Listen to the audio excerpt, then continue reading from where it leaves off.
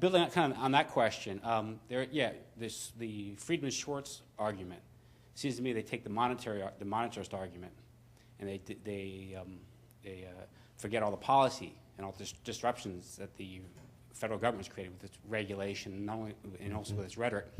When you say that there's a monetary contraction, I've read differently, and I'm not an expert. What? You said there was a monetary contraction in the 30s. My question is the source of that contraction. Was it intentional? Because I've read that what caused the monetary contraction was the fact that 1 out of every 3 banks in the United States failed, which causes the monetary contraction. But that wasn't intentional. No, it was caused by the fractional reserve banking system. The fact that the bank's banking system is fundamentally unstable. It's such a fractional banking system, and that there was an attempt really to add money to the system, but there was an effect of pushing on a string that there were no markets. Banks were nervous, and they didn't want to loan anymore. They built up reserves, and no one was willing to borrow anyway. So there was a pushing on a string. Is that a correct analysis? Yeah, there's a lot of truth to that. In fact, that's why I hope I used this phrase when I was describing monetary policy. If I didn't, I want to clarify now. I like to describe what the Fed was doing from 29 to 33 as presiding over a substantial contraction. They did intend to slow the growth rate of money. I'm not certain that they intended actually to reduce it to any degree, but it quickly snowballed beyond even their intent. But I think that's still attributable to the house of cards and the bad monetary policy they put in place that came before it. Yeah, would it be fair to say it still is an indictment of monetary policy? Exactly. Principle. And this is where I would part company with the this is another reason I would part company somewhat with the monetarists, because inherent in their analysis is the notion that, well, there should be a government monetary policy. We just need better planners, and we need them to be more reasonable and stable and so forth.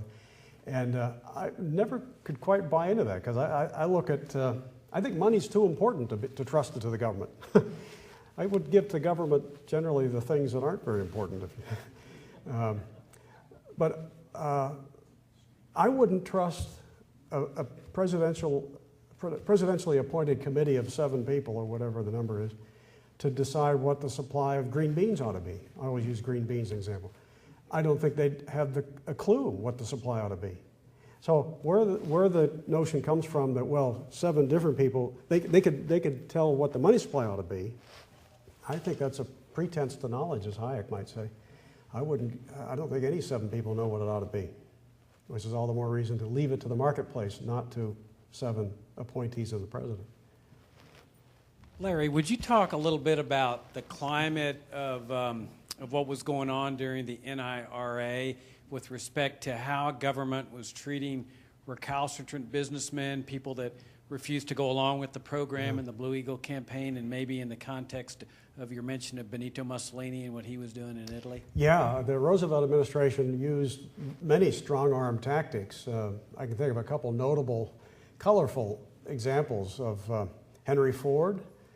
As I recall, the Roosevelt administration attempted to, they did yank some contracts that I think Ford had with the government for vehicle production, specifically because he was resistant to New Deal and NIRA measures. Sewell Avery, the guy who founded, I think, Montgomery Ward Company, the retailer, agents of the government actually went in and hauled him out of his office in his chair, hauled him out because he would not abide by price codes under the AAA. Others were, or the NIRA. The FDR sicked the IRS on people, probably more than any other administration until Nixon, maybe even more than Nixon. One notable person he went after, ultimately he was completely vindicated, was former Treasury Secretary Andrew Mellon. FDR went on a crusade to try to nail him and just harassed him for years by sicking the IRS on him. So there were a lot of strong-arm tactics like that. The monies that the administration was getting from Congress for relief purposes were often politicized. Bert Folsom, in his book New Deal or Raw Deal, documents a lot of cases where money went to the pockets of Democratic Party activists in the name of stimulus. and designed instead to build up the Democratic Party. There was a lot of that kind of stuff going on throughout these years. Does that answer your question, Bubba? You've put a lot of time and energy in explaining the past. I'd be interested to hear your perspective on our near-term future. Our near-term future. Oh, if I knew that, I'd be a billionaire. Well, I tell you, let me put it this way. I'm very concerned by what we're doing, what they're doing in Washington, because I don't think they're doing anything that will give us anything more than a short-term lift at best at the expense of the continued, perhaps accelerating erosion of the currency and, of course, the growth of government. And so we might get a lift in the short run. There's some evidence that maybe we are now. Maybe things have stabilized and the economy is rebounding. We have to ask ourselves, is that because the economy has been allowed to go through the adjustment process, the malinvestments of the previous artificial credit-induced boom have been liquidated? To some degree, yes, but I think largely no. It's the lift I think we're getting might be nothing more than the effects of the $1 trillion in new money and rock-bottom interest rates. And that's not a long-term sustainable policy. This morning's Wall Street Journal carried a story about, well, what will Mr. Bernanke do in coming weeks and months? He knows that if he is to forestall some burst of price inflation, that a lot of that $1 trillion he's pumped in has to be pulled out. And so now the question is does he have enough revelation from God to be the skillful central planner and know precisely the right time to do all this? It's the same crowd that caused the problem. I don't have any confidence that they know what they're doing.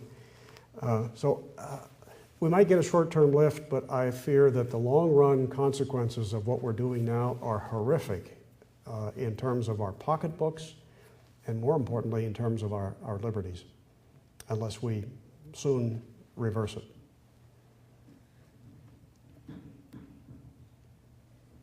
Well, I'll take a program director's prerogative here. And you were talking about the election of 1932 and how Roosevelt was attacking Hoover for his non-laissez-faire policies. I mean, 100 days is a pretty quick turnaround to install the New Deal. Can you give us some of the reactions from the press and also how Roosevelt responded to his about-face? I wish I could say that the country was horrified at this turnabout, but it really, I mean, there were a few defections, even with his own party, people who said, gee, this isn't what we were expecting. Some who objected strongly to the seizure of gold, even from within his own party. But the atmosphere was so rife with distress and alarm about the state of the economy that there was a great deal of give him a chance. He gives wonderful, reassuring speeches. And so he didn't really get called on the carpet like he should have. And that turnaround didn't begin on the day he took office. It really began right after the election. In that interregnum, before March 4, when he took office, there were already signs that he wasn't going to go in some of the directions he promised during the campaign. And he very deliberately sabotaged some nascent signs of recovery by some of his statements before he took office, and some of the statements he refused to make to add some confidence to the economy. I think he really did want things to get bad before he took office so that he could take credit for any improvement. Roosevelt was not a hardcore, learned, ideological leftist. He was a political opportunist. And an opportunist who felt that he could score and be popular and get reelected if he went down this path of demagoguing the issues.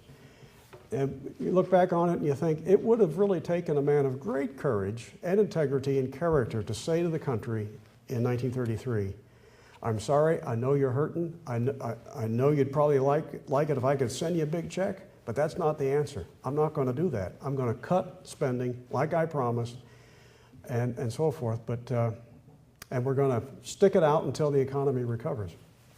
But he chose another path, and I think instinctively he felt he could demagogue his way to success. And he did. He got reelected 3 times. It worked for him.